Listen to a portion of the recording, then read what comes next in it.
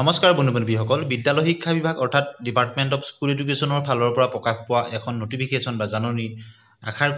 বাতৰি কঢ়িয়াই আনিছে টেট উত্তীৰ্ণ প্ৰাৰ্থীসকললৈ বিশেষতঃ LP UP টেট উত্তীৰ্ণ প্ৰাৰ্থীসকল লগতে যিসকলে হাইস্কুল বা হায়াৰ ছেকেণ্ডাৰী বা ছিনিয়ৰ ছেকেণ্ডাৰী স্কুলবিলাকত তেওঁলোকে নিযুক্তি পাম বুলি ভাবি আছে তেওঁলোকৰ কাৰণে এটা খুব আশাব্যঞ্জক খবৰ আহকচোন কি আছে এই নটিফিকেশ্যনত চাই লওঁ আমি department of school education Dispur Guwahati order by the governor of Assam dated 10/6/2024 10 তাৰিখে প্ৰকাশ পাইছে as there is a considerable number of essential posts teaching and non-teaching staff of the Vansar school অৰ্থাৎ Vansar school বিলাকৰ কথা কৈছে যিবিলাক teaching staff and non-teaching staffs which were provincialized in the year 2013 অৰ্থাৎ 2013 চনত যিবিলাক teaching আৰু non-teaching staff বিদ্যালয় স্কুলবিলাকৰ যেটো ভেঞ্চাৰ স্কুলবিলাক প্ৰভিন্সিয়েলাইজ কৰা হৈছিল আপোনালোকে জানে বৃহৎ সংখ্যক LP UP high school higher secondary বা senior secondary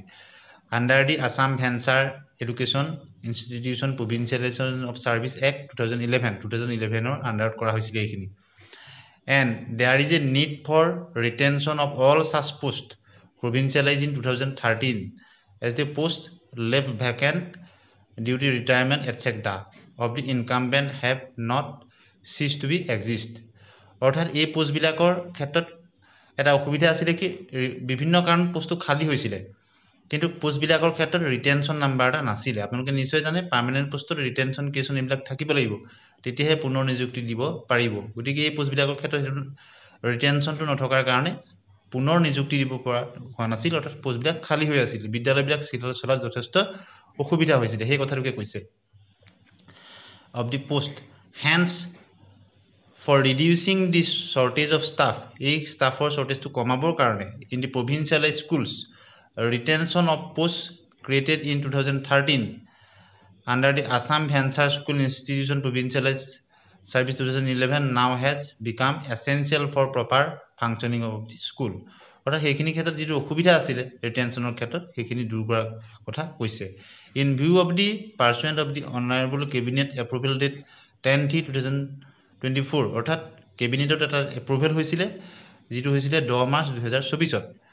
based on the report of the internal committee of the education department internal committee এখন আছিল শিক্ষা বিভাগৰ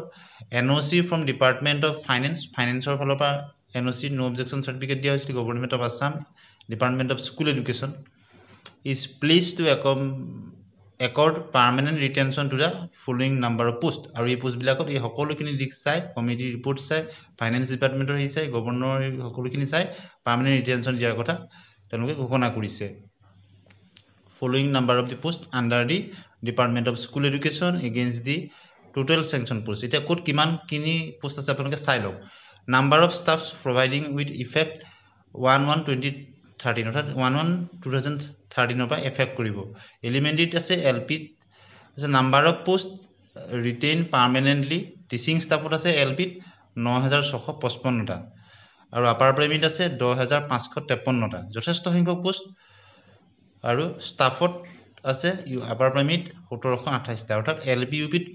টিচিং এণ্ড নন টিচিং মিলাই 21936 টা